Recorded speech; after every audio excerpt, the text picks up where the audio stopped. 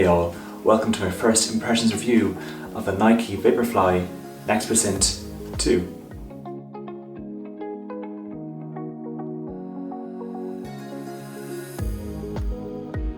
Okay, so I think it's important to give a bit of background information on the shoe.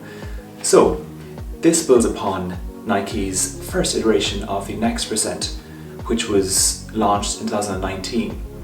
And the only thing that has changed here is the upper.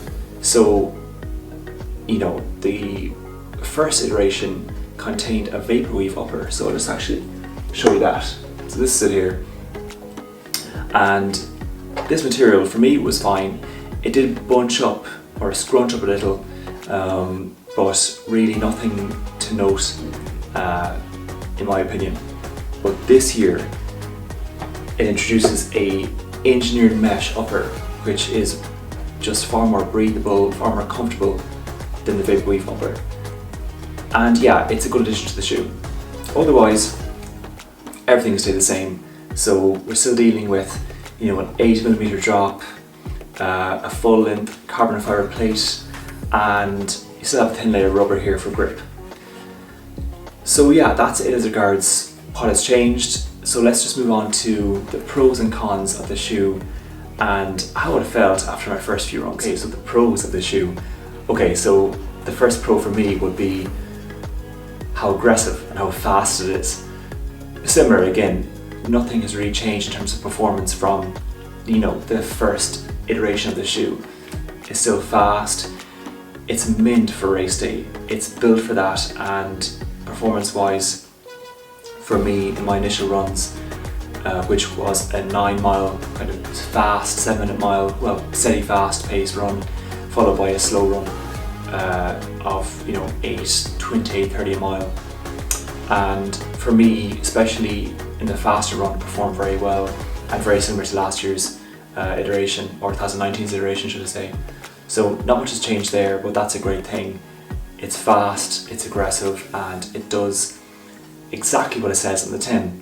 The second thing for me then is the price, and this is a great one. So for me, this is €25 cheaper than the first iteration, which to me doesn't make much sense because usually I'm so used to companies when launching a new shoe upping the price, but in this case they're lowering the price, so for me that's great.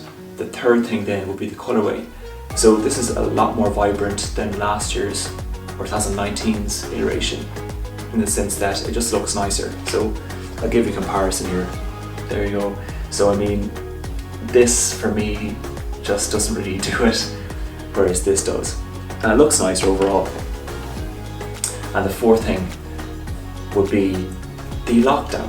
So as this has a new upper, an engineered mesh upper, the lockdown is just better for me and it feels more comfortable, and definitely is another pro.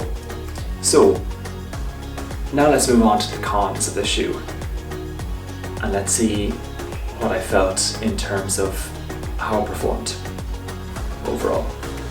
So what didn't I like about the shoe? Right, so the main con for me here will be the fact that Nike really hasn't changed the shoe at all. I mean, the upper has changed, which is good, and that's an improvement. But in terms of the midsole and the outsole here, they haven't done a tap of work at all. I mean, they have just kept it the same, which is fine. But for me, when you're trying to launch a new iteration of a shoe or improve upon a shoe, you should try and improve the whole thing, not just one particular aspect of it. But yeah, and also as well, the shoe is heavier, so not by much, but 2 grams. But at the same time, I think you should always lean towards a lighter shoe if you're trying to improve upon it, because especially when racing, you want as light a shoe as possible. The third thing that I didn't like here was, this is also a problem in the first iteration. It's the amount of foam here that leads to a bit of instability when you're out there putting in the fast miles. I just feel unstable personally sometimes. Now I get used to it when I'm 9 miles deep, but for the first few miles I just feel this is somewhat an unstable shoe. And also the fourth thing for me, the fourth con would be the heel slippage. Now I don't know, should I go down half a size, but I just feel, again, like the first iteration, there's a bit of heel slippage here with the shoe. The lockdown helps, but still, I still feel, you know, there's a bit of slippage going on. So that's it for the cons.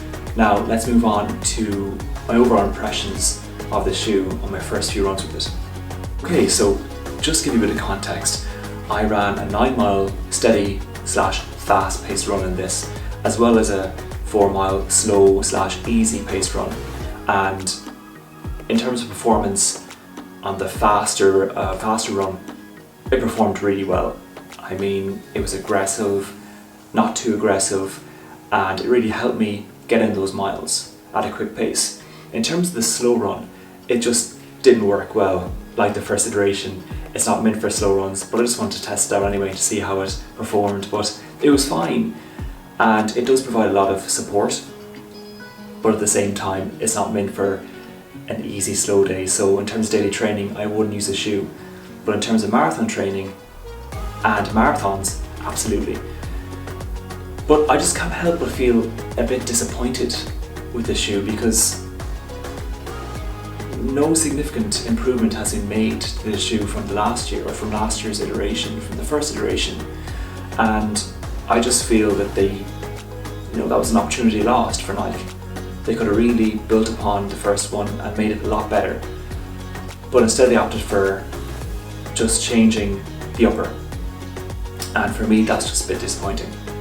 But otherwise, and nevertheless, it's a great race day shoe, and it won't let you down for those faster miles. So yeah, that's it guys. Thanks for tuning in, and I will speak to you on the next review.